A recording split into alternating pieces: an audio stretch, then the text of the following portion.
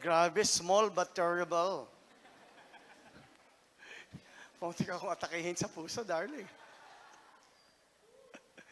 Alright, good morning! Wow, brave heart! Alright, we just concluded a 4 days, 4 nights conference ng mga men. So, gusto kong tumayo yung lahat ng umaten ng men's conference. Would you please stand up? Tayo lahat, yan. Alright, yung iba nasa different locations. I think we're about 400 men there. So tingnan niyo yung mga lalaking hindi tumayo. Shimmer! Hindi, okay. Okay, let's give the Lord a big clap sa mga narito. We missed you a lot during the conference. Powerful night. Paintball gun. Grabe, they went swimming. Ang daming mga games that was designed to fulfill cooperation but competitiveness. And then we heard the message of God's word. Fantastic. So sa mga wala doon, we missed you. We missed you. But I know that you missed much because the message was very transforming. Di ba le? Meron pa namang 2039. We're gonna do that again every year. This is, I think, 7th year. And we're gonna do it again. Pero it's getting betterer. We thank God for Miko, for PJ, kay Chris, at saka kay Lloyd, who did a fantastic job. Palakpakan natin ng Panginoon. Today, all locations natin are teaching on commandment number 5. Alright? Honor your father and mother. It's all about honoring. The genius ng scripture is the basic gel, adhesive, cement ng society is in the family. And that's why sa Torah, sa command ng God, the emphasis was given about honoring parents with a promise. Yan ang isa sa mga pangako na may kalakip na pangako. Alright? Now, let me just segue because I'm not teaching today. Pastora Ruth, my wife, is going to teach this morning. Alright? And she did a fantastic job kanina. Isa lang yung sablay. Dahil sabi niya, ulila na siyang lubos. Tumayo ako, may asawa ka pa. Alright. But he was talking about his parents and siblings. Pero marinig niyo yon, hopefully, mamaya. But she was going to teach us and spoke to us. Pero let me give you, why are we talking about the 10 Commandments? It's the Old Testament. Alright? Well, the reason is, gusto ng Lord ipakita sa atin that the law na ibinigay niya is meant to teach us the moral guidance, yung north compass mo, yung pintig na puso mo, something that is valuable. Alright? Hindi ito yung ceremonial law, yung pagpatay ng mga tupa, but this is the moral law of God that we need to understand.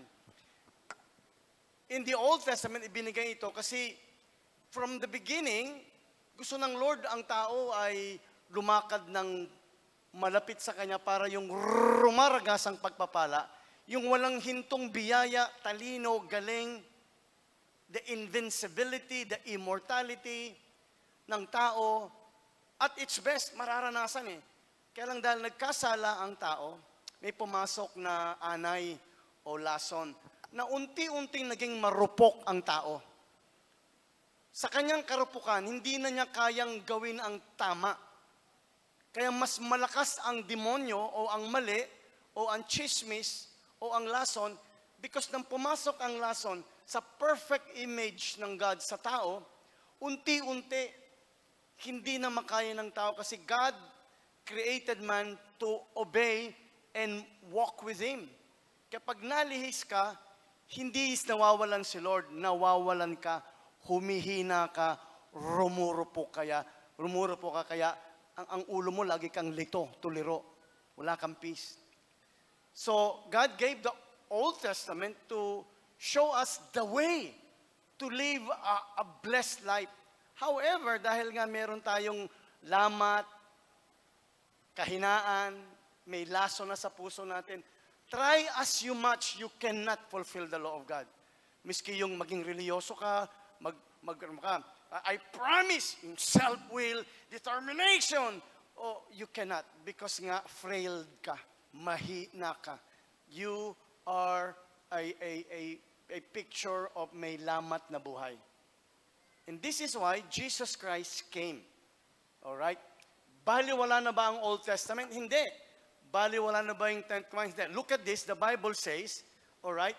In fact, I will read that a little bit in English dahil meron tayong, then we'll read it in Tagalog. But sabi sa Bible in Matthew chapter 5 verse 17.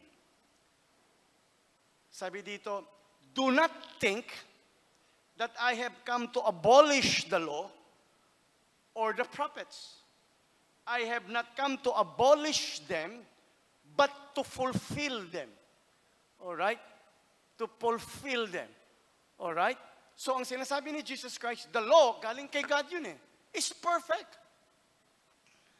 Siya ang sumulat In fact, sa verse 1 ng chapter 20 ng Exodus, kung saan binigay yung Ten Commandments, the genius of the Bible is, ang sabi, God spoke the commands and wrote it, sinulat niya on His fingers.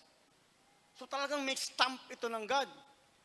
Ba't kinakailangan palitan? Kasi may New Covenant na, di ba? Old Testament, New Testament.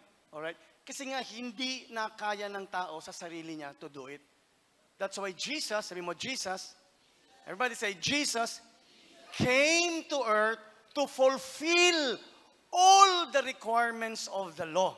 Sabi sa Tagalog, huwag niyong isipin na dumating ako, this is Jesus, para baliwalain ang law ni Moses at ang mga teachings ng mga prophets. Hindi. Actually, dumating ako, hindi para baliwalain, kundi para tupadin yun. So, isa lang ang nakapulfill ng Ten Commandments, si Jesus. Alright?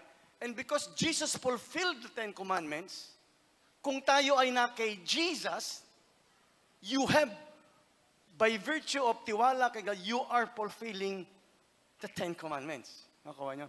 Kaya binago ni Lord. Sabi niya, yung Ten Commandments ay summarized in 2 commandments na lang. Pinadali Kasi lahat ng command, thou shall not.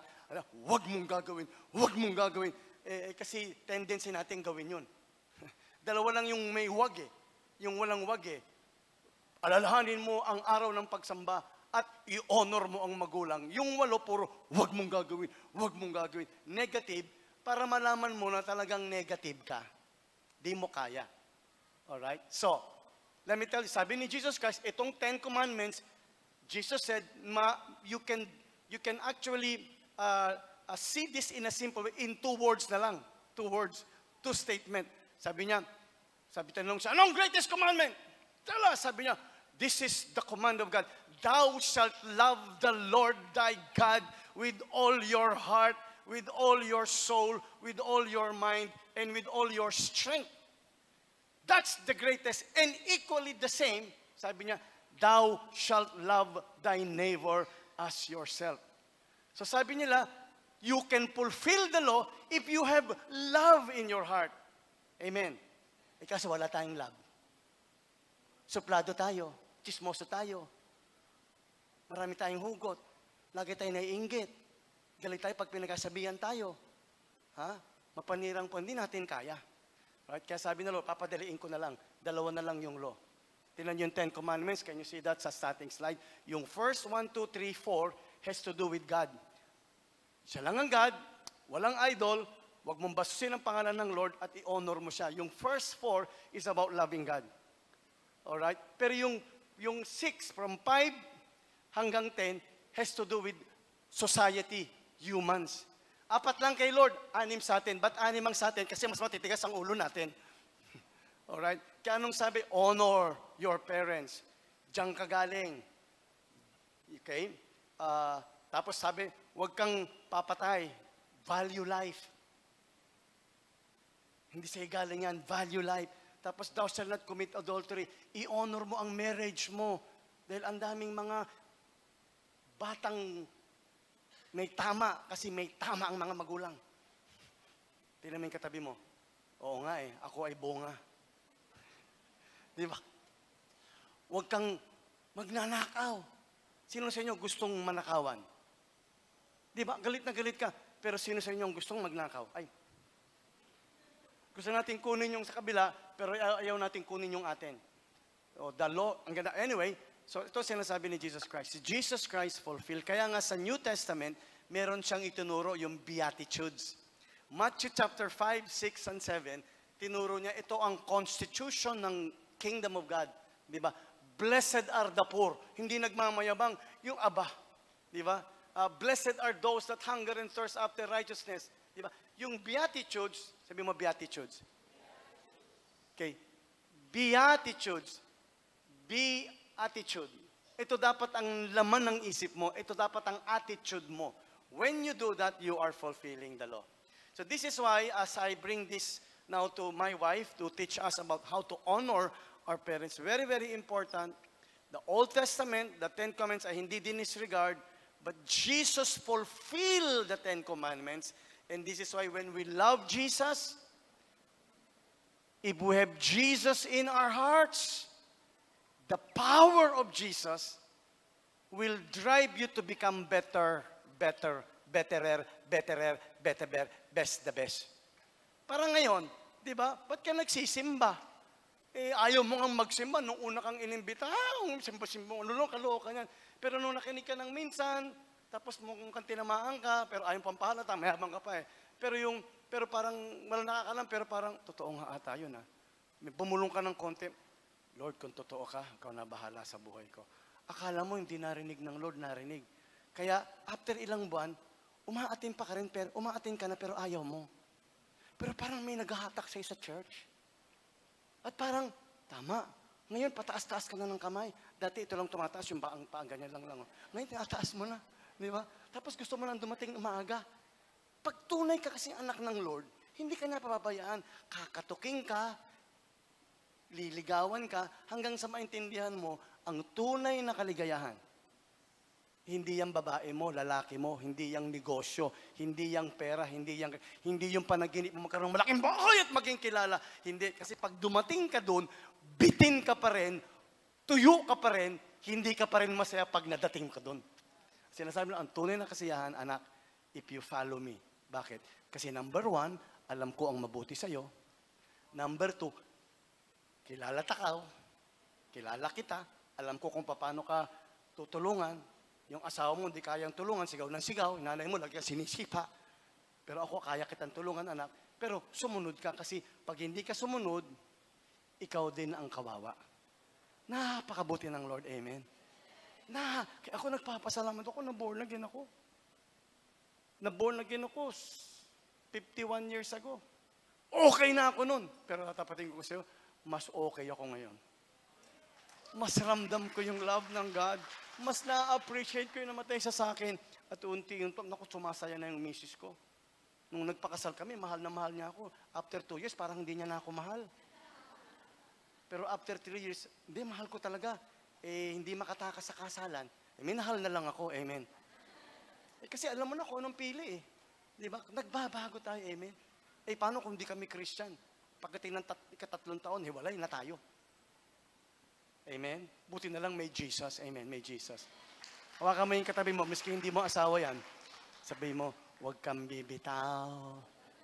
Dahil hindi ka bibitawan ni Jesus. And one of the law that can help us become better people. In fact, ang title natin to, ang second title nito is 10 Values that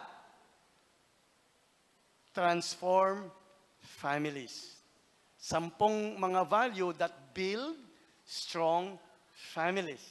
Today, let's welcome Pastor Ruth to share with us how do we honor our parents. Come on, let's give a big clap.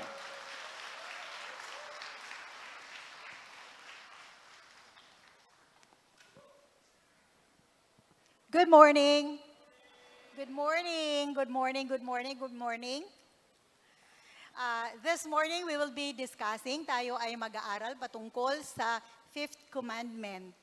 At yun ay makikita natin sa Exodus 20 verse 12.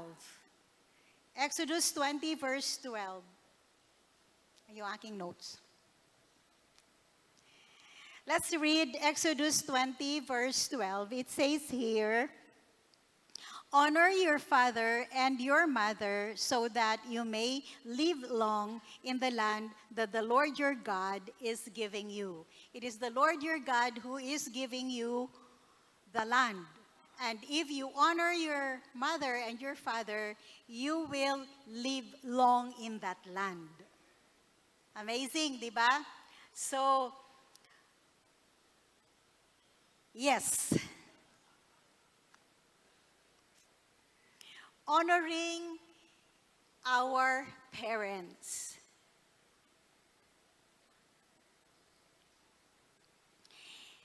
In the society that we are in now, it is very difficult to honor our parents.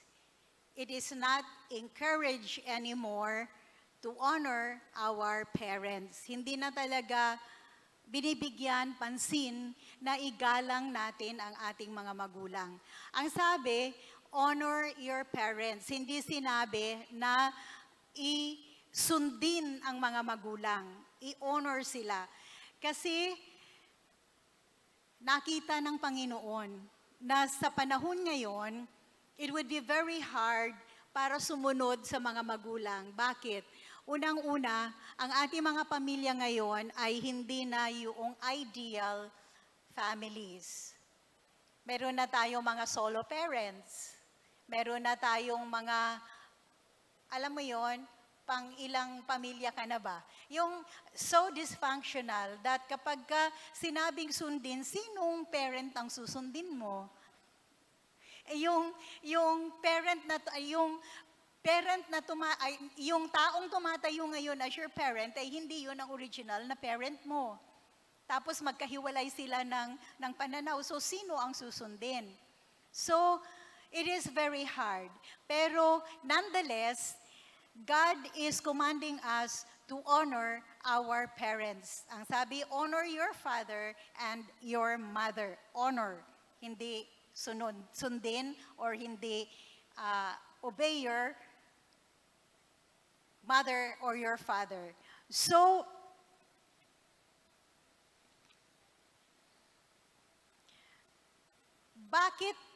why did God give this commandment? Because God knows, kapag nga sinabi ko, that there are no perfect parents. Nonetheless, God said that we are to honor them. That is one of the reasons why God wants us to honor, why God give this commandment.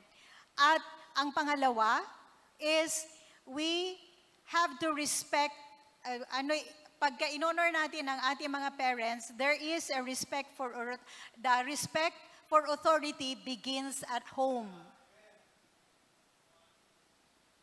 Respect for authority begins at home. Saan nga ba matututunan na irespeto natin yung ating mga guro, yung ating mga pulis, any form of authority, ito ay nagmumula sa tahanan natin.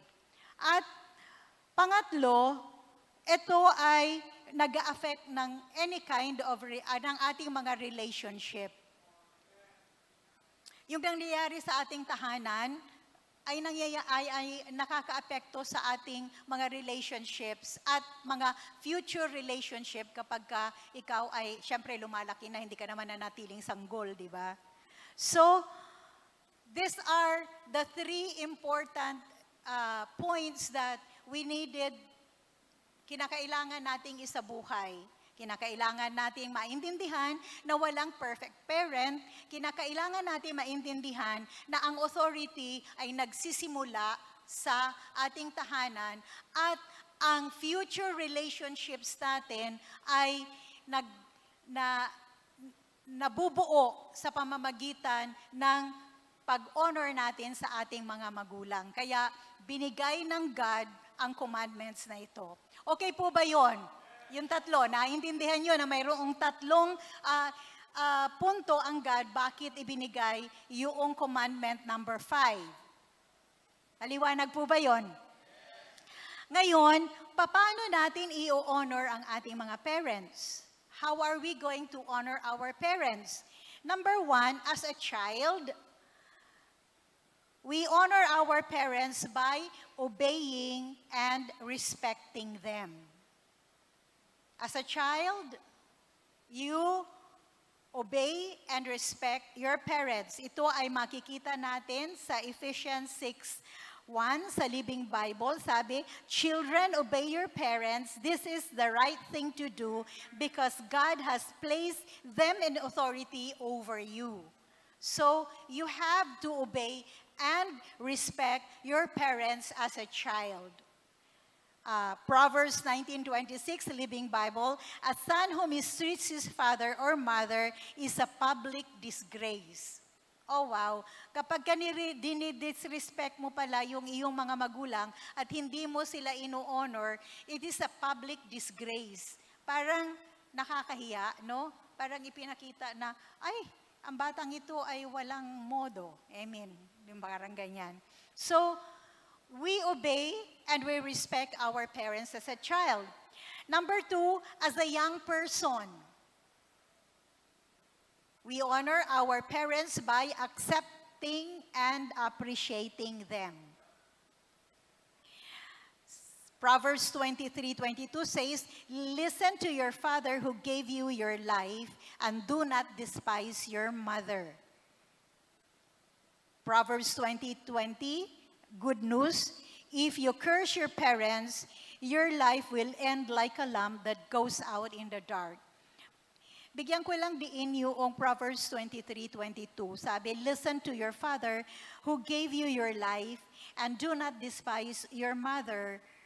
And do not despise your mother. Why? Bakit magkaiba? Ang sabi ganon, listen to your father who gives you your life. Tandaan nyo, it is your father who gives you your life. Ang binhi niya, ang naging dahilan bakit ka buhay. Pero ang sabing ganon, do not despise your mother because it is the mother who nurtures you. Kaya importante pong maintindihan natin ito. At ang pangatlo na reason kung bakit kinakailangan natin ang commandments na ito ay, as an adult, I honor my parents by affirming and not abandoning them.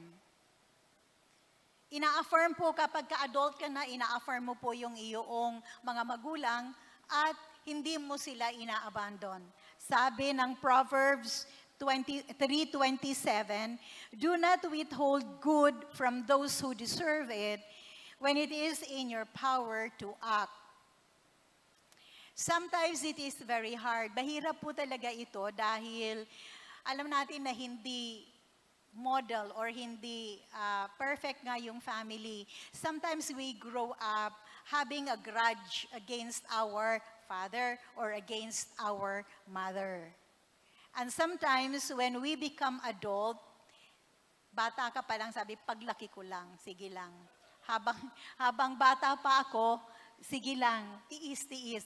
Pero paglaki ko lang, bantay kayo. Di ba yung parang ganon? So, it is very hard to affirm a parent that has not been good to you. And this is not very uncommon. This is very uncommon with the dysfunctional families that we have. Like, it is very hard for single mom palakihin ng Kanina after the first service, there was a single mom who said, "Ate Lut, thank you for reminding. I am a single mom. At sometimes, alam mo, may diskusyon, may arguments, may hindi pagkakaunawaan. But I stick true to the lessons that I have learned from this church. And now I am happy that this is the last year ng aking anak sa kanyang nursing studies. At unti-unti, sabi niya ganyan, we become like close friends, imbes na enemies. Dadalawa na nga lang sila, magkaaway pa sila. Di ba? Parang mahirap po talaga. Kaya kailangan natin ang panuntunan ng Biblia at kailangan natin ang banal na Espiritu Santo na siyang magpapalakas sa atin upang magampanan natin at masundan natin itong inuutos sa atin ng Panginoon. Otherwise, this is so impossible. This is so impossible without God. Kaya kailangan natin ang Panginoon. So affirming and not abandoning our parents. Ang sabi sa 1 Timothy 5:8, anyone who won't care for his own relatives when they need help, especially his own family, has no right to say he is a Christian. Wow, Living Bible po ito. Parang wala ka daw karapatan sabihin ikaw ay Kristiyano kapag ka hindi mo you don't care for your parents. Sabing ganon, such a person is worse than the heathen. Sabi ng 1 Timothy 5:4, they should put their religion into practice by caring for their own family and so repaying their parents and grandparents, for this is pleasing to God. When we affirm and not abandon our parents, we are fulfilling God's command, and God is pleased with us. There is a word of caution for every parents. We are encouraging. Lahat tayo ay mayroong magulang, tama? It doesn't matter kung anong edad ka na, may magulang ka talaga. So, ang pinag-uusapan natin ngayon, hindi yung mga anak, kung hindi tayo ay mayroong magulang na tinitingnan. Doesn't matter kung anong edad ka ngayon. Ang sabing ganon, na i-honor natin ang ating mga parents, tama? Pero mayroong caution po dito. Bago natin mai-honor ang ating mga parents, kinakailangan ang ating mga parents should be honorable. Sabi ng Ephesians 6:4, and this is how you become honorable. And now a word for you parents, do not keep on scolding and nagging your children, making them angry and resentful. Rather, bring them up with loving discipline. Living Bible po ang may sabi niyaan. Translation, we bring up our children in loving discipline and we do not nag them to death. That's how to become honorable. Amen? A word for those who do not have parents. Psalms 27, verse 10. Good news. My father and my mother may abandon me, but the Lord will take care of me. Amazing, di ba? So, somehow, hindi mo pwedeng sabihin na, yung fifth commandment na yung honoring father and mother ay hindi applicable sa akin dahil wala naman akong parent. Lumaki nga lang ako sa lolo ko. Lumaki nga lang ako sa lola ko. Lumaki nga lang ako sa mga tiyahin ko because the moment I was brought into this world, I was abandoned or lumaki ako sa bahay ampunan. Hindi po nangangahulugan na hindi ito applicable sa iyo dahil yung relationships mo na ang magiging relationship mo, magiging basihan ng relationship mo in the future would be when we put into practice itong fifth commandment. Remember, sabing ganun kanina sa unang bahagi ng ating there is no perfect family. And ang number 3 is from honoring your parents or ascribing to commandments number 5, ang relationships mo ay magiging maayos in the future. Tama ba? So, importante po ito. Kaya, ano naman ang itsura ng buhay or family na hindi very ideal? Ano ang magiging, kaya nga kinakailangan nating mag-forgive. Kinakailangan nating isuko lalo ang ating mga buhay sa Panginoon upang kung tayo ay lumaki sa dysfunctional families, kahit na puno tayo ng hurts and bitterness, we are able to forgive because God has made us able to forgive by sending His Son, Jesus Christ, para tayo po ay makapag-dispense ng forgiveness. Mayroong hindi ko alam kung anong number slide yung kanina na pinakita ni Pastor Ancho kasi wala sa aking notes yun. Pero ito po ay paano natin ayan, how do I honor a parent who was dishonorable to me? Ang sabi ko kanina, we dispense forgiveness. And we can only dispense forgiveness if we face this head-on. Ayun nakalagay. God wants you to face it head-on. It takes a courageous decision to make peace with parents, but you must release that anger. Head-on talaga ito. I-acknowledge mo na ako ay lumaki na puno ng hurts. Pero nonetheless, kinakailangan mag-release talaga ako ng forgiveness at i-release ko talaga itong anger ko sa aking mga magulang. Minsan maririnig natin, bakit hindi ko naman ginusto na ipanganak niyo ako? May nariringgan ba kayang ganon? Mga dinidisciple nyo or under sa life group nyo na nag-go through so much struggle pagkatapos sabi natin, sundin mo na lang yung nanay mo, i-obey mo na lang nanay, hindi, ang hirap talaga eh. Minsan nga naisip ko, bakit ba nila ako isinilang? Hindi ko naman, anyway, kinakailangan talaga natin na maging mapagpatawad para ma-stop itong cycle ng deception na ito. Nandiyan na yan eh. Wala na tayong magagawa dyan. Nandiyan na talaga yan. Yan na talaga ang kalagayan. At ito ay mababago lamang kapag kasusunod tayo sa Diyos na buhay na nagmamahal sa atin. Huwag kang magpapatalo. Huwag magpatalo sa sitwasyon ng buhay. Hindi yan ang period.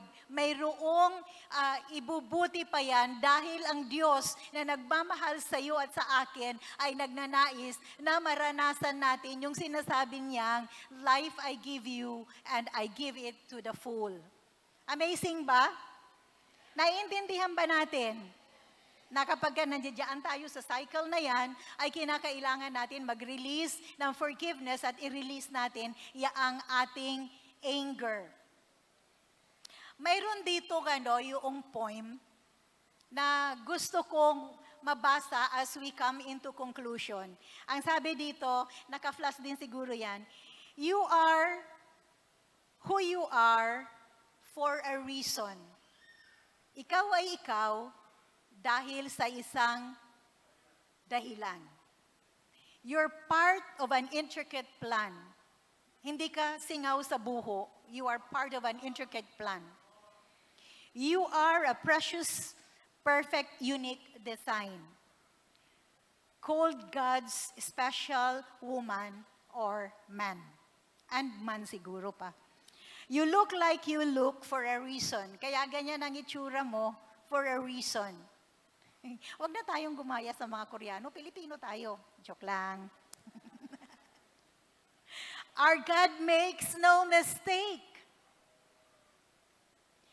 He knit you together within the womb. You're just what He wanted. He wanted to make. The parents you had are the ones He chose. You did not choose your parents. God chose your parents for you. No matter how you feel, You are custom designed with the plan in mind that bear the master's seal. Kaya wag ka na magsabi, sana ang pamilya ko hindi Buenaventura, sana ang pamilya ko si Manhik Manaog. No, you were designed in that family. So, embrace that. The trauma you faced wasn't easy, and God wept that it hurt you so. Umiyak ang Diyos. But it was allowed to shape your heart so that into His likeness you grow. Amazing, di ba? Ba't ba ako naiyak? You are who you are for a reason. You've been formed by the Master's rod. You are who you are, beloved, because there is God. Amazing! Kaya wag na tayo mag-imo-imo. Na sana hindi ito ang pamilya ko, sana ang pamilya ko ay si ganito, sana ang tatay ko ay si ganito, sana yung nanay ko ay si tita na lang, wag. Nandyan ka for a reason. Amazing. Sometimes, it is very hard. Lalo na kapag ang tatay ninyo ay hindi expressive.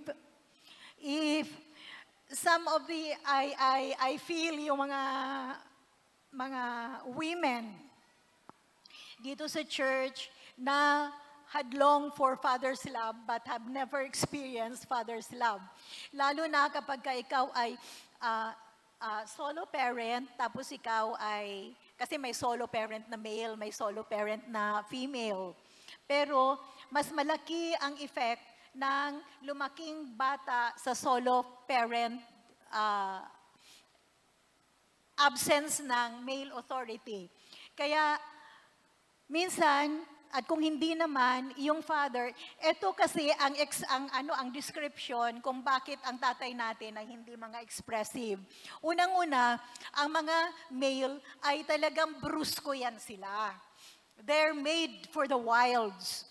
The male are made and thank you.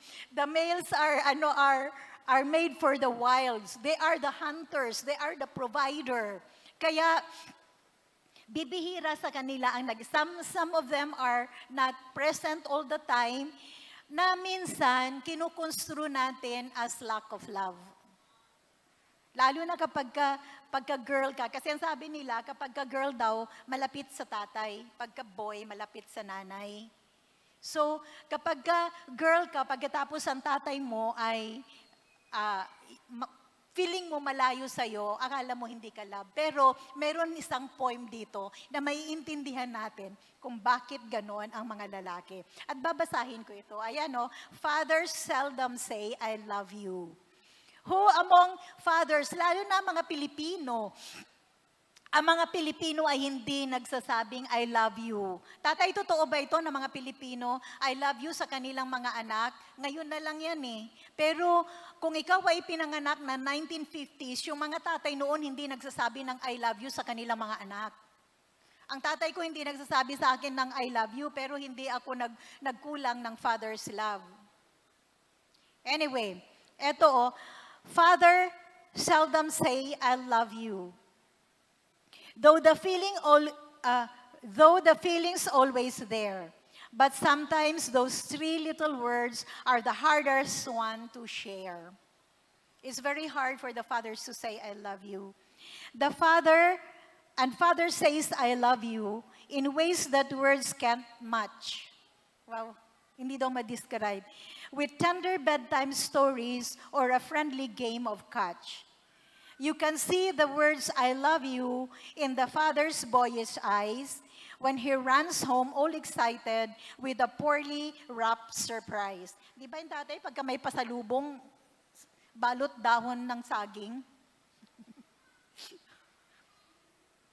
A father says, I love you with his strong helping hands, with a smile when you're in trouble. With the way he understands, he says, I love you haltingly. Hindi niya talaga madiretsyong I love you, di ba? Parang nahihiya na ewan. haltingly daw eh, with awkward tenderness. It's hard to help a 4-year-old into a party dress. Ang tatay, hindi yan, bihisan mo nga yung anak mo, hindi yan makapagbihis ng hindi niya alam. Hindi niya alam paano ayusin yung buhok, hindi niya alam yung It's very awkward for fathers to do that. Kasi nga, they are the hunters. He speaks his love unselfishly by giving all he can to make some secret dreams come true or follow through a plan. Ito, pag binasa natin ito, pwede nating makita yung mga tatay na nagpapakahirap yung mga mangingisda, dumadayo, 1 linggo bago makauwi. Yung mga karpintero na dumadayo, 1 linggo bago umuwi sa kanilang mga bahay para lang makapag-aral kayo. Para lang makapag-aral, masustinuhan ang ating pagkukulehiyo. Pagkatapos, winawaldas natin ang kanilang pera.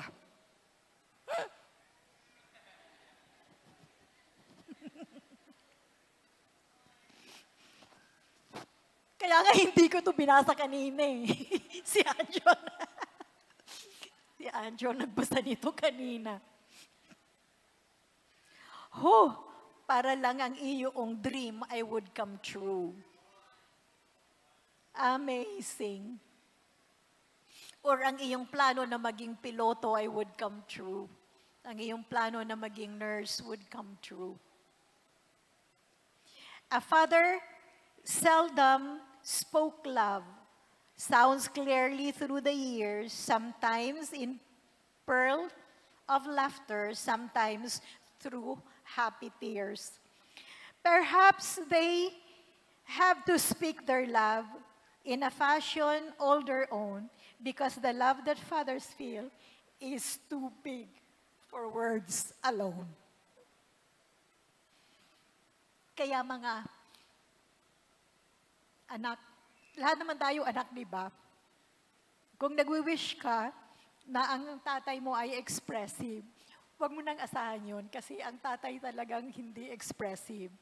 Kaya nga ini-encourage tayo ng Bible to affirm our parents by accepting them and affirming them and not abandoning them kapag matanda na sila. As I close, bago yung madamdaming tulang yan.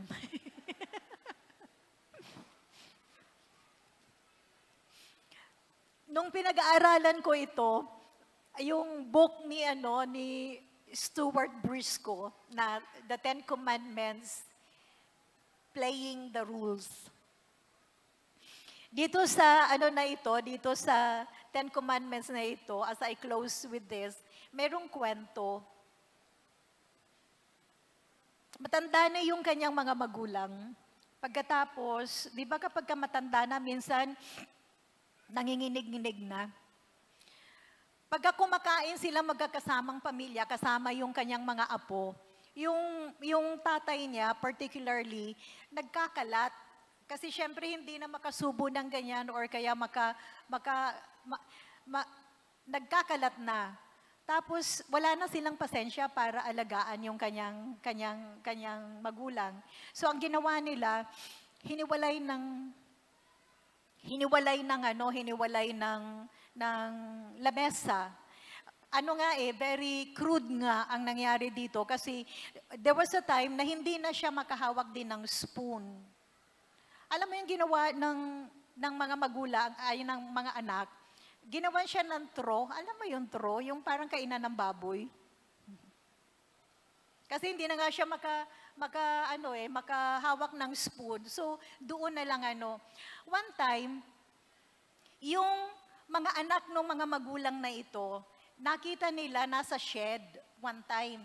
Tapos nagkakarpintero yung mga bata. Tapos sabi ng mga magulang, ano yung ginagawa nyo? Sabi yan ganyan, gumagawa kami ng tro dahil pag tanda ninyo, dito rin kayo kakain. Nakita kasi nila kung paano tratuhin yung kanilang mga lolo. Kaya sabi ng mga bata, sa early age nila, gagawa nga rin kami ng tro para ihanda natin, para pagtanda nila, eto nakahanda na ng ano. So, wag po nating i-disregard ang ating mga magulang. May pagkukulang man sila o walang pagkukulang,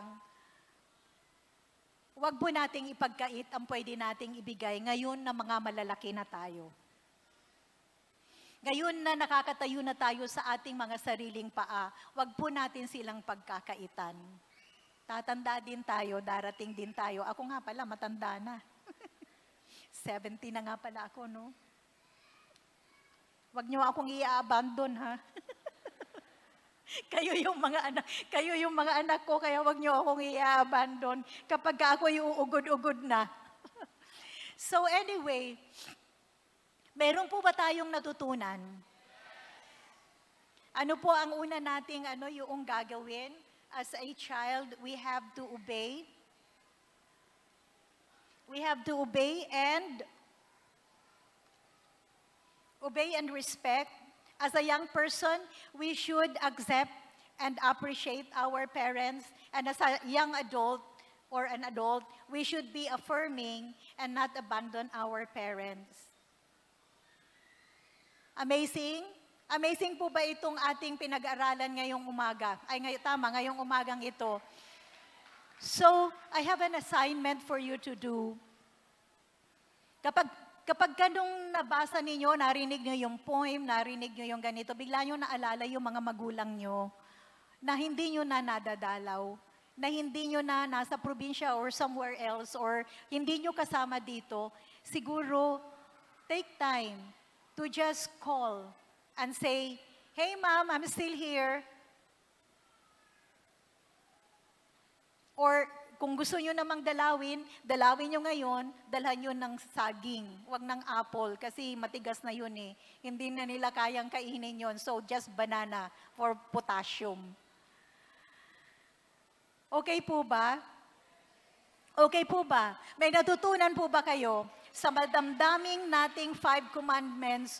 Honor your mother and your father so that you may live long in the land that the Lord your God is giving you. Let's pray.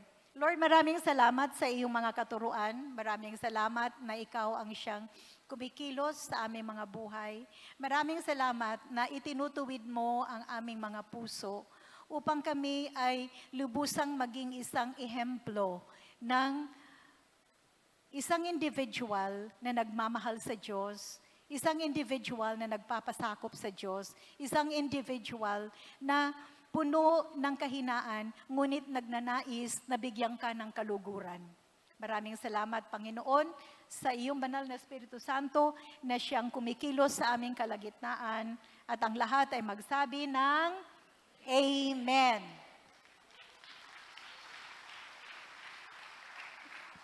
Alright, palakpakan natin ang Panginoon. Medyo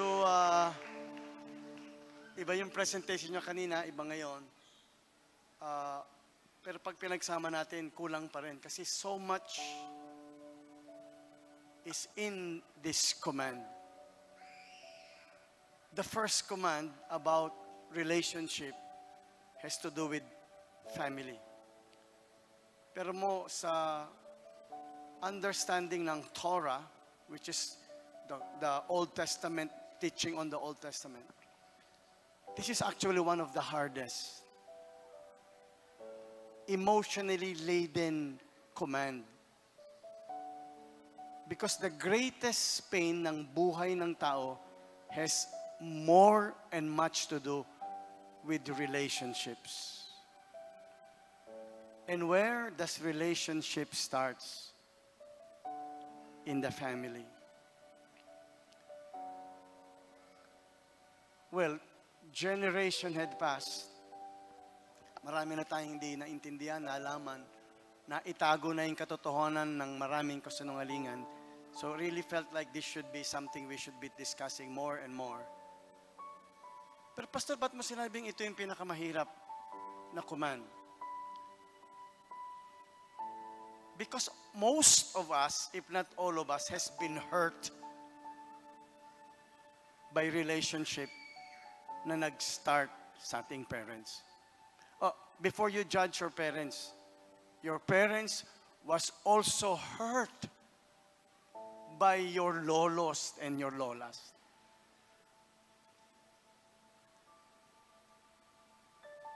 Kaya today, to become a single parent, both lalaki and babae, is very hard kasi ayaw mong mangyari sa anak mo yung nangyari sa'yo. Pero all of the example you have is yung ginawa ng nanay at tatay mo. Gusto mong baguhin, hindi mo makaya. At dahil hindi mo makaya, humingi ka ng tulong sa drugs or alcohol, or lalaki o babae na makakatulong sa'yo, nadagdagan pa na naman ng another problema. So the more mapalapit ka sa anak mo, lalo mong hindi sila maabot because sa sobrang sakit mo, you now begin to download yung mga maling isip, mga sumpa, mga pananakit, pagmumura, o pag-abandon. This is really very hard. This is a very hard command. Lalo na nga, the idea, how will you honor your parents? Yes, sa kanila galing yung buhay mo. Sa lalaki, yung binhi ng lalaki, hindi yung binhi ng babae ang dahilan kaya ka naran. Yung father image, and yet the most abandoned of all is the father. And the most na nag-aabandon na ay yung tatay. Absentee father, drinking father, babaerong tatay, malupit na tatay, nagsasamantalang sexual sa mga maanak na tatay. So much hurt. Di ba? And so, give me 2 days. This is very hard. Very hard. Ba't ko siya'y gagalang? Siya nga nang abuso sa akin eh. Ba't nasan siya nung kailangan ko siya? Nasan si nanay? Mas inisip nila yung kirida, yung babae, yung lalaki. It's painful. It's painful. Ngayon, kung anak ka, kaya mas gusto mong iwanan ang iyong pamilya. Which is what's happening in most of the Western world.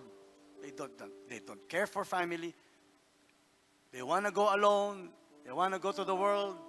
So ang ibang bansa, thinking they can start a better family. Relationship, framework ng relationship mo galing sa framework ng family mo. That's where it all starts. So ulitin mo lang yung cycle. So let's kaya nga sabi, igalang mo ang tatay at nanay mo. Hindi nila sariling sundin. Kasi paano mo sundin yung tatay mo? Walang niyang ginagawa. Pero wag mong tatanggalin yung paggalang. Paano nga igagalang? Ang hirap eh. Yun nga yung genius ng Bible. Yeah, you don't have to obey. But you have to respect. I think this is a lot of discussion we could do. Look at the slide na pinakita natin, slide number 4 dito, di ba? Why?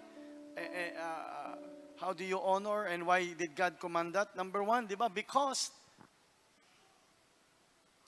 there are no perfect parents. Wala eh. Kaya we still have to honor them. Dahil hindi sila perfect eh. Kaya we have to honor. Dahil hindi sila perfect, bahala sila sa buhay nila. No. Kasi pag hindi, yung cycle, yung gulong ng palad, yung takbo ng buhay, dadaanan mo rin yun, ipagpapat hanggang sa malalim na kayo sa hukay nang wala ng pag-asa maiangat ang pamilya mo. Kaya ang tawag sa inyo, mga pamilyang hiwalay sa asawa, mga manloloko, mga prostitute, mga lasinggero. Ayaw mong masabi yun, marinig yun, but that's the cycle of your life. Mahirap, pero dapat kasi, pag hindi mo nakilala ang authority, kasi ganito eh, Pag bibili ka sa palengke ng 1 kilong karne, tapos binigay sa'yo kakaripot, kakonti lang. Sabi nung nagtinda sa'yo, 1 kilo yan. Paano naging 1 kilo to? Di ba? Tingnan mo sa timbangan. 1 kilo nga sa timbangan niya. Punta ka sa kabilang timbangan, kulang. Sa kabilang timbangan, sobra. Eh kung kanya-kanya tayo ng sarili nating timbangan, walang tamang sukat. Yung nakalamang natutuwa, pero pag nalamangan siya magagalit. Iikot lang doon, kaya kinakailangan ng merong isang tamang timbangan. Susukatin natin ng lahat ayon sa timbangan. Walang malalamangan, pare-pareho. Kaya merong, ang unang pinanggagalingan ng utos at katotohanan, sa Diyos lang galing yun. Pag galing sa yun, kanya-kanya tayong explanation sa ating mga gusto. Okay man babae, hindi, mali. Okay na iwanan ng anak, o hindi. Eh, walang ngayon, hindi. Pag kanya-kanya tayo, mahirap. Parang ganito. Ayaw mong manakawan, amen? Amen. Pero ikaw ba'y nagnanakaw? Pag may nakukuha kang ganansya, masaya ka. Pero pag ikaw ang kukuha na ng ganansya, ayaw mo. Kasi yung batas mo na susunod, hindi yung batas ng Diyos. Dapat lahat patas. Kaya sa honoring your father, pag ginawa mo yan, bumabalik ka sa idea na siya ang nag-utos, siya ang dapat sundin. Kasi ang hindi sumuway, pag hindi mo iginalang, it will not go well with you. Di ba yun sabi? Balikan natin yung slide 4. Di ba? Igalang ang mga magulang. Ito lang may pangako eh. Ang tatay at nanay, buti na lang tatay ang inuna. Kasi karamihan ng sablay ng pamilya galing sa tatay. Sa yung mga babae, no? O tamo, sa mga tatay pala galing. Oo. Paano na lang ang mga lalaki kung wala ang babae? Di ba pag nawawala yung susi namin, honey, nasa na yung susi? Honey, magluto ka, sarap ng buhay ng mga lalaki pag may babae. Pero yung babae ng dahilan kaya natanggal kami sa langit. So pareho tayo may kasalanan. Amen. Amen. Kasi nasa paraiso na ako, yung babae nagpaloko sa Satanas, nasipa tuloy kami, biro lang po yun, pero nasan kaya ang mga lalaki kung wala ang mga babae? Nasa paraiso pa sana, hindi. Sabi, ito galing sa Diyos. Hindi to galing kay Ancho at hindi rin galing sa Living Bible, sabi ni Luke. Galing kay Lord. Ang sabi, pag ginalang mo ang iyong mga magulang, kahit na hindi sila karapat, dapat i-honor mo kasi pamilya mo pa rin, huwag mo silang i-abandona o susumpain o mumurahin. O mamatay na sana kayo. Wala akong kinakalalang anak o ama. Wala. Kasi pag ginawa mo yun, i-enjoy mo ang mahabang buhay. Sa lupang ibinigay sa'yo. May ibinibigay pala si Lord, amen? Magandang buhay, amen? Pero pag sumaway ka, maibibigay din sa'yo yung lupa dun sa kulungan sa Muntinlupa. Hindi ka na makakalabas dun. Pwedeng humaba ang buhay mo ng 80, pero nakakulong ka naman at ang ending mo, Celia Electra pa rin. Pero pag tayo ay sumunod, gumaganda yung ating kalooban, well-being, maganda na yung reputasyon sa'yo, miski hindi ka ganong yumaman, pero ginagalang ka. Pag natutulog ka, nakikita mo na ang mga anak mo, umaayos ang buhay, meron na kayong kinakain, yung tinatawag na well-being, hindi lang yung may pera ka, nakilala ka, pwedeng ka nun, pero you are not whole. Ang blessing ng Lord is the totality of your life. Peace, happiness, respect. You see your children doing good. You see that you are progressing sa buhay mo. That is well-being. Okay. So I will have to end this kasi pero kasi naging emotional si Lot. And I like it because that is really true. Ano ang game changer? Alam mo, kaya natin ito magagawa? Hindi natin kayang gawin ito eh. Talagang gusto nating murahin at lumayo pagkaloy sa ating mga magulang na nakit sa atin. Kaya pag ginagawa mo ngayon yan, yun ang ginagawa mo sa anak mo. Ano ang game changer? Ito yung solusyon. Buti na lang, nakilala natin si Jesus. Si Jesus ang nagbago ng ating kaisipan. Si Jesus ang nagtanggal ng ating galit o sumpa, umuhi, dahil nakita natin, nagkasala nga ang mga magulang ko, pero nagkasala rin ako kung paanong pinatawad ng Panginoon ang mga magulang ko. Ganun din ako pinatatawad ng Diyos dahil lahat tayo ay nagkasala. Ang sagot nito ay si Jesus Christ.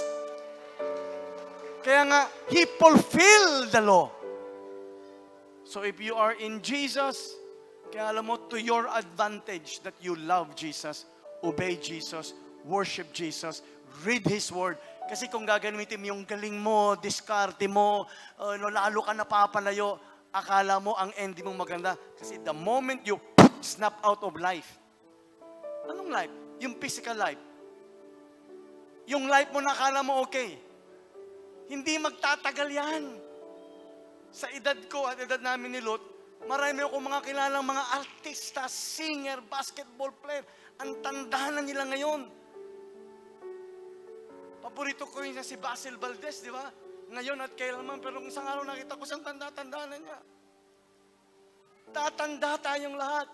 Yung success mo, pagdating sa panahon na yun, is nothing. Hindi mo madadala sa langit yan. At hindi yan magpapagiling sa'yo ng iyong mga sakit. Pag may sakit ka na, kahit marami kang pera, mamamatay ka pa rin. So ang ending, think of eternal life. The command was given so that we can live long life. Hindi lang on earth, but forever and ever and ever. Amen. So the more I appreciate Jesus, He's the game changer. He's the King, the Messiah, the Savior, the lover of my soul. He is my best friend. And He loves me. And He loves you.